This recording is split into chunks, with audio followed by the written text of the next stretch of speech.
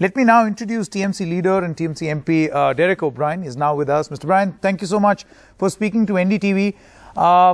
Let's talk about West Bengal. We know, and I would first of all like to ask for your immediate response to this constant bickering, this constant back and forth between the West Bengal government as well as, I won't say the central government, but the BJP central unit, where they have constantly accused the West Bengal government of hiding data, fudging numbers, not allowing doctors, intervening in the work of the central government. First of all, your response on that. Okay, if you want to give the benefit of the doubt that this is not the central government, but this is only the BJP, some members of the BJP, I'll leave that to your judgment. But I've got some facts and then your viewers can come to their own conclusions. Sure. Two of our districts, Kalimpong and Jalpaiguri, have not had a COVID case for the last 1 month. The last COVID case was on March the 2nd. Our question, why were they then included in the list of red districts, red zone? Why are they a red zone? Number two, on April the 18th, these same two districts did not have a case for the last almost 17, 18 days. And yet the central team from the ministry decided to visit these two zones. Our question, what is the basis for choosing red, orange and green? You know, in school, we used to have something called pin the donkey, where you would blindfold it and then you had to go and put the tail where the donkey was. Are we following some system? Is there some data? Is there some scientific evidence? Is there some numbers which they have? What is the basis? What are the parameters? But do we expect some selection like that? Because after all, a 21-day lockdown was announced with a 4-hour lead time. Trinamool and Mamata Banerjee's West Bengal government have been flying this from March the 5th. So we are the people who set up quarantine centers, 580 of them. We are the people who quarantine 60,000 people. So this is not the time to do politics. And I'm afraid you cannot now make a difference between some level of leaders, some flunkies from BJP are doing the politics, but the central government is not doing the politics. I won't buy that. Mr. O'Brien, since you mentioned this twice, I would like to clarify the reason why I said some leaders of the BJP, because these statements are coming from those leaders. Now you accuse the central leadership. I'm just going by what officially I can quote.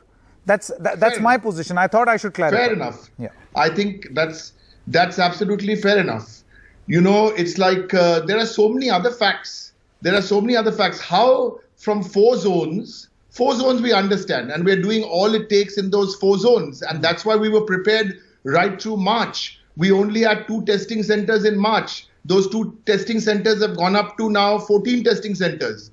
Our numbers for testing have quadrupled in the last 5-6 days. So all these efforts have been made. The Kolkata police is a shining example of how a lockdown should be implemented. Have we been perfect?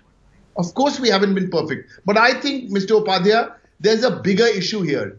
The states are the implementing authorities. When I last read the constitution, it said India, that is Bharat, is a union of states. Where is our GST money? The states have become broke now. You're not giving us our GST money. Where in a PM CARES, you've made your own rules now. So for CSR, states cannot get CSR. You have appointed a former BJP MP who is now living in a big bungalow in Calcutta and is creating problems. He's a former BJP MP and he's speaking now with great constitutional elan without any authority. We need to forget the political differences. You tell us, we will work with you, shoulder to shoulder, because we don't have politics as a priority. Our priority is number 1. We need to fix this together. Okay. And in the winter, we'll have enough time to do the politics. But this kind of politics, as I said, I've given you the facts. Why did you send faulty testing kits? Why did you send the interministerial team in the middle of all this? But leave that. My basic question now is, how did Bengal get 10 red zone districts? What is the reason? I've given you the facts in 3 more districts. Murshidabad, Malda and Mednipur. In those 3 districts, we've had 2 cases in the last 1 month. You made that into a red zone? No.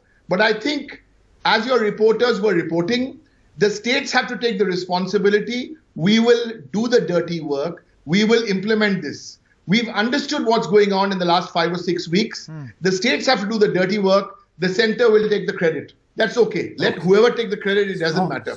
By the way, let me make another very important point to you. Sure. Not only are there statements coming from the lackeys of the BJP, because you don't want to call them the central leadership, fair enough. But what is happening is they've resorted to their old game, which is the WhatsApp forward. So I'll request everybody to believe half of what you see and nothing of what you hear, not only in Bengal, but everywhere else, because there's a difference between the reality on the ground. There's a difference between what the reality is and what the perception is. Okay. And I'll be the first person to say, as our chief minister said with all humility, she said this, that listen, we could get so many things right, we could get 1 or 2 things wrong. But that doesn't take away any from the credit of the doctors, the nurses, the healthcare workers who've been covered with an insurance of 10 lakhs of rupees each. And there are so many other things which are happening right. Let's focus on the positives. Let's leave the politics out. Okay. Derek O'Brien, many thanks for joining us and putting things in perspective, your point of view. And as you say that these are not just the flunkies in the National Party, but also people in the government. Let's see what response I get from them. Thank you so much.